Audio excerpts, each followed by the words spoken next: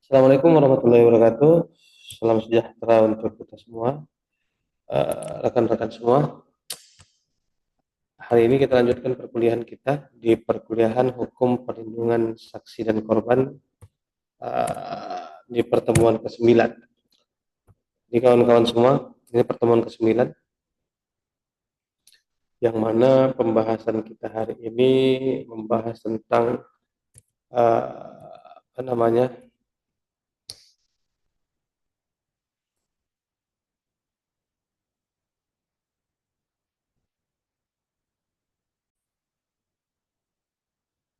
Ya, yang mana perkuliahan kita hari ini kita lebih membahas tentang formulasi perlindungan hukum terhadap saksi dan korban dan tindak pidana dalam sistem peraturan di Indonesia.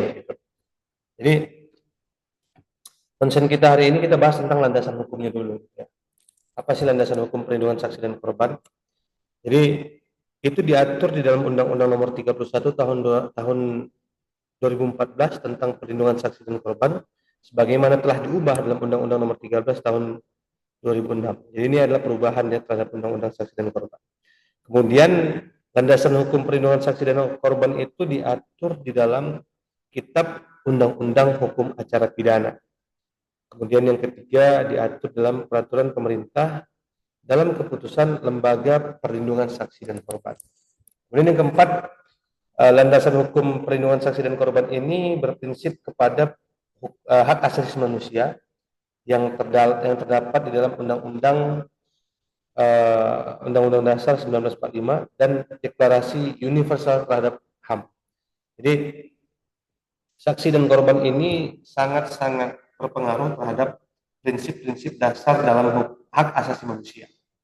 Jadi secara tidak langsung kita ratifikasi atau kita ambil peraturan yang ada di luar negeri, kemudian kita jadikan sebagai dasar hukum tentang perlindungan saksi dan korban.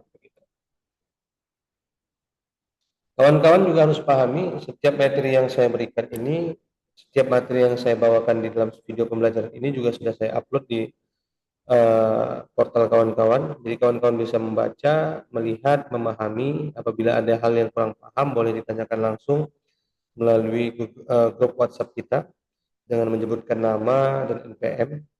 Yang harus kawan-kawan ingat adalah setiap pertanyaan, setiap pernyataan, setiap apapun yang kawan-kawan tanyakan terkait dengan perkuliahan perlindungan saksi, hukum perlindungan saksi dan korban ini menjadi nilai tersendiri bagi saya terhadap kawan-kawan, sehingga kawan-kawan akan mendapatkan nilai terhadap keaktifan tersebut. Gitu. Jadi walaupun ini mata kuliah ataupun sistem perkuliahan self-paced, tapi pada dasarnya untuk terkait penilaian tetap saya anggap sama seperti perkuliahan pada umumnya, yaitu bukan hanya nilai terhadap UAS ataupun UTS, tapi juga tugas serta keaktifan dalam perkuliahan. Lanjut kita tentang definisi saksi dan korban, walaupun ini sudah saya jelaskan di pertemuan-pertemuan sebelumnya, tapi ini akan saya jelaskan lagi sehingga akan berkaitan dengan materi perkuliahan kita hari ini. Saksi, apa definisi daripada saksi? Yang pertama, saksi itu adalah orang yang dapat memberikan keterangan guna kepentingan penyelidikan, penyidikan, penuntutan, dan peradilan.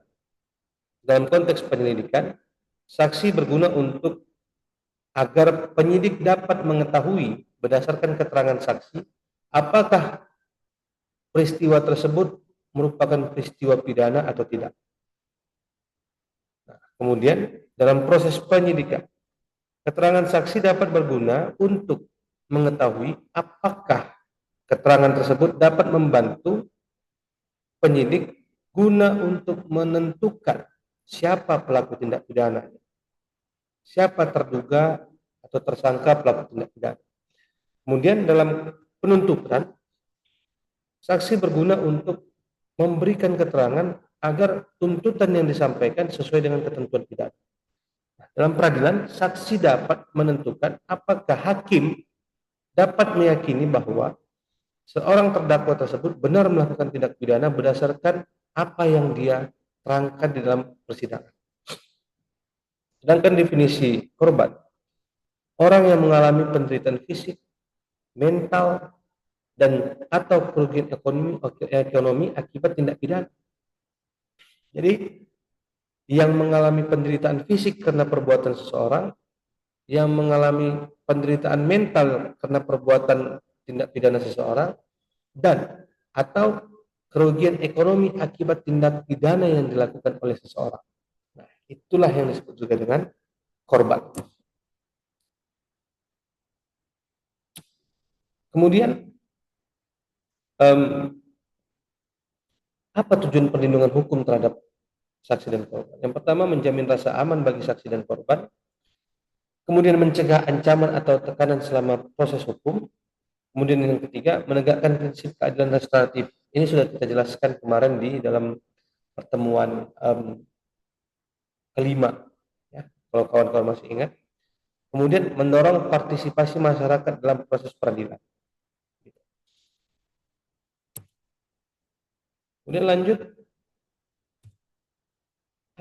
apa peran lembaga, apa, kemudian lanjut tentang peran lembaga perlindungan saksi dan korban atau LPSK.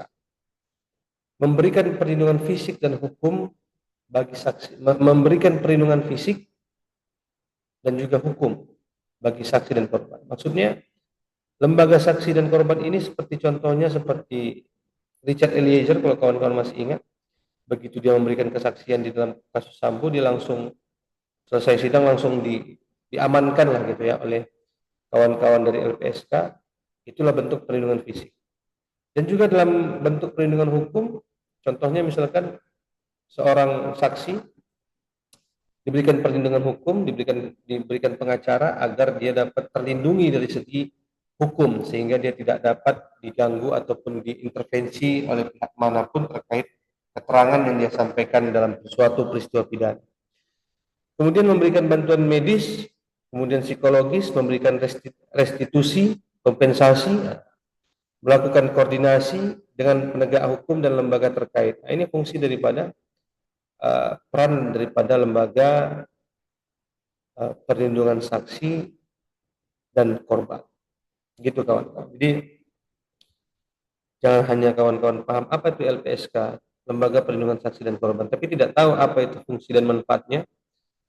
Padahal kita sudah sering dengar di TV gitu ya, tapi kita tidak paham apa sebenarnya peran daripada lembaga perlindungan saksi dan korban. Karena seorang saksi ini sangat sangat wajib dilindungi karena berdasarkan kesaksian, keterangan yang dia sampaikan dapat terangnya suatu peristiwa pidana.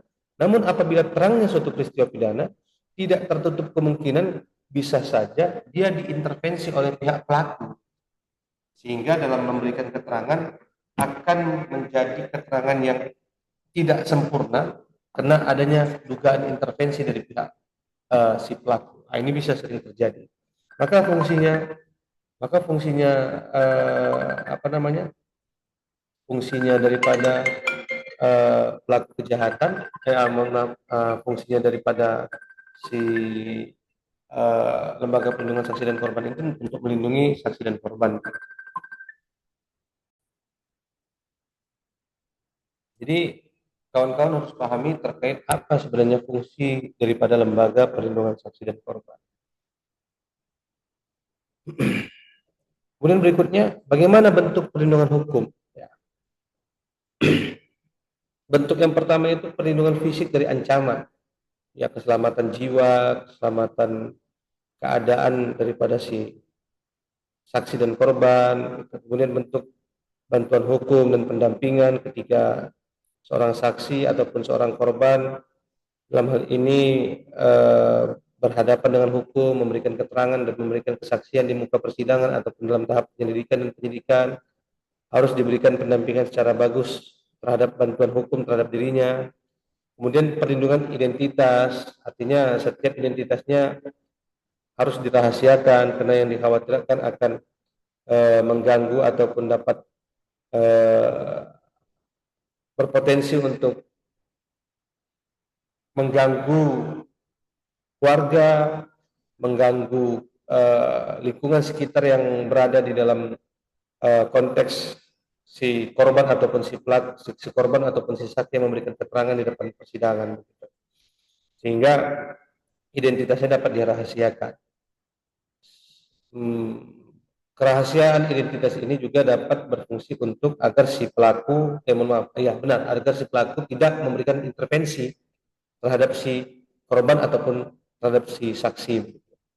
Kemudian pemindahan tempat tinggal sementara, jadi diamankan lah begitu. Si korban maupun si saksi dapat ditempatkan di tempat khusus sehingga terhindar ataupun terlindungi dari segi ancaman fisik maupun ancaman psikis serta mentalnya.